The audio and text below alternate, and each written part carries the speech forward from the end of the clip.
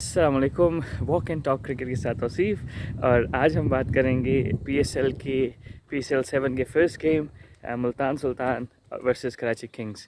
तो काफ़ी हम ज़्यादा एक्साइटमेंट थी कि वर्ल्ड कप के बाद अब इतना बड़ा इवेंट आ रहा है पाकिस्तान में। मतलब वर्ल्ड कप T20 के खेला था पाकिस्तान, उसके बाद अब पीएसएल आ रहा है, तो we were looking forward to it.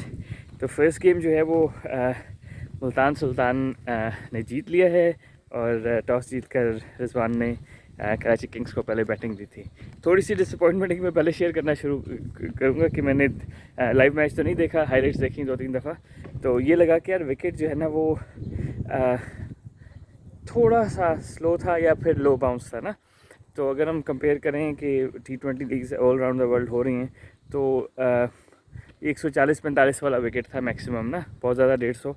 तो वो शायद विकेट को बेहतर बना सकते थे, क्योंकि विकेट के ऊपर पहला मैच है तो यू एक्सपेक्ट कि यार पहले मैच की विकेट तो थोड़ी बेहतर होनी चाहिए। तो एनीवेज डिसअपॉइंटमेंट्स असाइड, हम देखते हैं मैच खेले किस तरह। तो अगर हम देखें कि कराची किंग्स ने ठीक ही स्टार्ट लिया है। मतलब 10 ओवर में उनके जो शर्जील में ख्याल है कि 10वें ओवर में आउट हुए और उस टाइम 66 स्कोर था। तो 10 ओवर में 1 विकेट लूज़ किए, तो it gives you good base. 60-70 run हो गए थे। तो अगले 10 ओवर में जनरली ये होता है कि अगर आपकी 10 ओवर में 70 पे 1 विकेट है, पहले 10 ओवर में 70 करते हैं तो अगले 10 ओवर में 90 करते हैं। तो from that stage they should have scored around 155-160। लेकिन जिस तरह मैंने कहा कि विकेट थोड़ा स्लो था, थोड़ा सा स्लो था, मे बी लो बाउंस था। तो इस तरह के विकेट में ये होता है कि आपको सेट होने के लिए टाइम चाहिए, अनलेस कि आप जो है ना वो आउट एंड आउट मतलब बिग हिटर हों, तो they find their ways to the boundaries. But इस तरह के विकेट्स में जो है वो बाउंड्रीज, बड़े बाउंड्रीज आप मारने जाते हैं तो गेंद नीचे रह जाता है, जिस तरह हमने 2-3 विकेट्स में देखा। एनीवेज, तो अगर हम ओवरऑल स्ट्रेटजी देखें तो बाबर आजम बड़े आराम से खेल रहे थे। 29 गेंदों पे 23 रन किए थे उन्होंने जब शर्जील आउट हुए। तो इमरान ताहिर ने शर्जील को गूगली पे आउट किया। तो उसके बाद जो है वो क्या कहते हैं, मेरे ख्याल में बाबर आजम को अगले बैट्समैन को सेट होना देना चाहिए था, उसके बाद लॉन्च करना चाहिए था। तो बाबर आजम ने जो है वो खुशदिल शाह को सामने लॉन्च करने की कोशिश की और नहीं लगा हिट और आउट हो गए अगले ही ओवर में। तो 10वें ओवर में क्या कहते हैं शर्जील आउट हुए 31 गेंदों पे 43 रन बना के, विच इज़ फाइन। क्योंकि शर्जील तेज़ खेल रहे थे तो बाबर आजम अपना टाइम ले रहे थे, बाबर आजम आराम से खेल रहे थे, विच इज़ परफेक्टली फाइन। लेकिन बाबर आजम को अगले बैट्समैन को सेट होने देना चाहिए था, उसके बाद मेरे हिसाब में 2-3 ओवर बारी कर लेते, उसके बाद लॉन्च करते। तो I think he might have got it wrong there.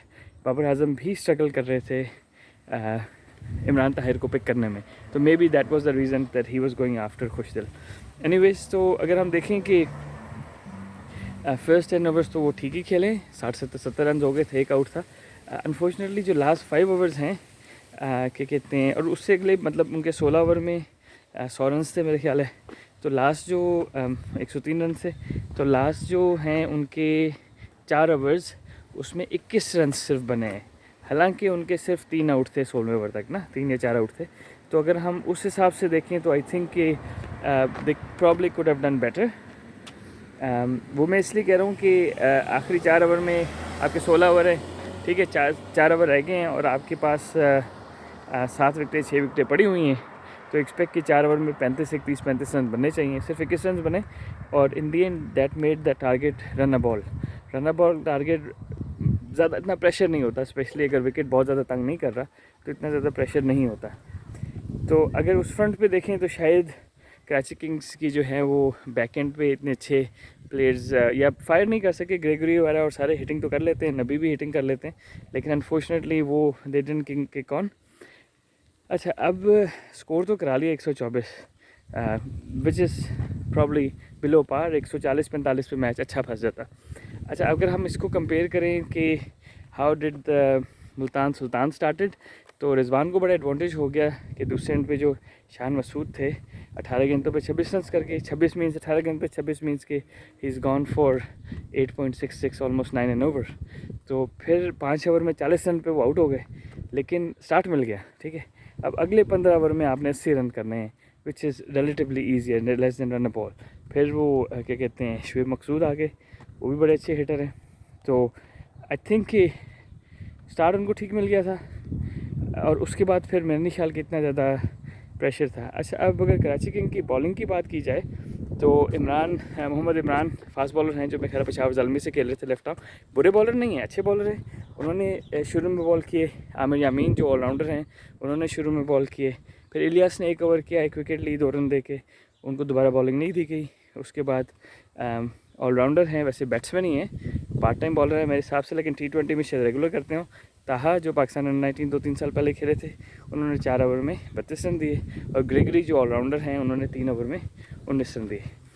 अच्छा, अब फिर इन्होंने जो इनकी लिस्ट में आखिरी बॉलर है ना 7वें, वो हैं मोहम्मद नबी।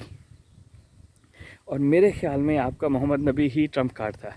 जिस तरह पहली इनिंग में आप देखें तो एक्सपीरियंस था अपने लेग स्पिनर इमरान ताहिर का, तो उन्होंने बहुत टाइट बॉलिंग की और 3 आउट भी कर लिए। फिर शाहनवाज धानी ने जो है वो, दोनों उनके ट्रम्प कार्ड से और दोनों ने अच्छे बॉल किए। धानी ने मेरे ख्याल 3 ओवर में 14 रन दिए और उन्होंने 4 ओवर में, यानी कि इनके 7 ओवर में 30 रन बने और 4 आउट भी हो गए। इन कंपैरिजन अगर आप डिफेंड करें छोटा total, left hand batsman open करने आए हैं जो स्पिनर्स को इतना अच्छा नहीं खेलते शायद, तो मेरे ख्याल में बाबर आजम को मोहम्मद नबी से ऊपर ओवर करा लेना चाहिए था, क्योंकि मोहम्मद नबी अब 19वां ओवर करा रहे थे, मीन्स इट्स टू लेट। क्योंकि अगर आप इतना कम टोटल डिफेंड कर रहे हैं तो आपको गेम को इतना लंबा नहीं लेके जाना चाहिए। आप अगर शुरू से अटैक करते तो शायद मोहम्मद नबी मेरे ख्याल में बहुत, मतलब 7वां बॉलर है लिस्ट में, तो I think that's too late. Specially अगर शान मसूद ने ओपन किया था तो मेरे ख्याल रिस्क ले लेना चाहिए था इनको, शान मसूद के अगेंस्ट नबी से नया गेंद करा लेना चाहिए था मेरे हिसाब से। एनीवेज मेरा ख्याल है कि वो स्पिन बॉलिंग ऑप्शंस उनके पास और आ जाएंगी। कुछ प्लेयर्स ऑब्वियसली अवेलेबल नहीं थे, लेकिन कैप्टनसी पॉइंट ऑफ व्यू से इलियास ने 1 ओवर किया, 2 रन दिए, 1 आउट किया, ठीक है। तो उसको दोबारा क्यों नहीं कराया गया ओवर? फिर उससे ताहा ने 4 ओवर कर लिए। मेरा ख्याल है कि वो बुरे बॉलर नहीं है, लेकिन फिर भी वो part time bowler, regular bowler नहीं है। तो पर्सनली आई थिंक कि Babar Azam and Karachi Kings missed a trick there, they should have utilise Nabi better. बाकी अगर हम बात करें मुल्तान सुल्तान की बैटिंग की, तो ऑब्वियसली रिजवान माशाल्लाह अच्छा खेले हैं, शुरू में अच्छा लगा है, लेकिन ओवरऑल वो अच्छा खेले, 52 नॉट आउट किए।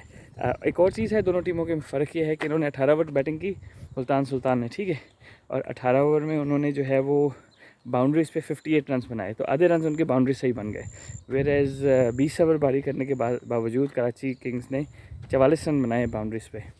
तो मे बी बाउंड्री रेशियो उनका ज़्यादा इसलिए था कि जिस तरह शुएब मकसूद हैं वो बड़ी बाउंड्रीज ही खेलते, तो उन्होंने मेरे ख्याल छक्के मारे। अब इन्होंने 5 छक्के मारे हैं अपनी इनिंग्स में टोटल मुल्तान सुल्तान ने, तो आई गेस कि वो थोड़ा सा उनको शायद वो चेस कर रहे थे, तो वो उतना अंडर प्रेशर नहीं थे।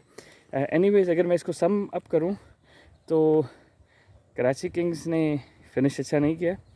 बाबर आजम को अगले बैट्समैन को सेट हो जाना चाहिए था और उसके बाद लॉन्च करना चाहिए था, उसने मेरे ख्याल जल्दी कर दी थोड़ी सी। इन कंपैरिजन अगर मुल्तान सुल्तान की अगर हम बॉलिंग देखें तो उन्होंने बड़े प्रोफेशनल तरीके से अपने जो 2 ट्रम्प कार्ड्स थे, इमरान ताहिर और धानी को बड़ा अच्छा इस्तेमाल किया और उनके अराउंड दूसरे बॉलर से बॉलिंग करवाई, विच वॉज परफेक्ट।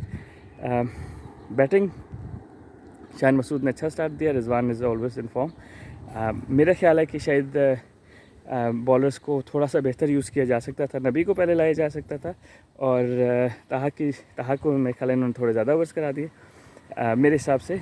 इलियास ने 1 ओवर में 2 रन किए, तो आई डोंट नो इंजर्ड था क्या हुआ, लेकिन क्वाइट सरप्राइजिंग जिस तरह उन्होंने बॉलर्स को यूज़ किया है। स्पेशली नबी जो है वो बार मैं इसलिए कह रहा हूँ कि मैं स्पिन बॉलर के साथ थोड़ा बहुत काम करता हूँ। Nabi was your 7th bowler on the list, I think it's too late, specially when you defending a small total.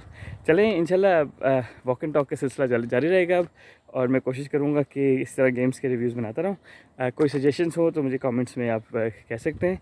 इंशाल्लाह आपसे फिर बात होगी। अस्सलाम वालेकुम।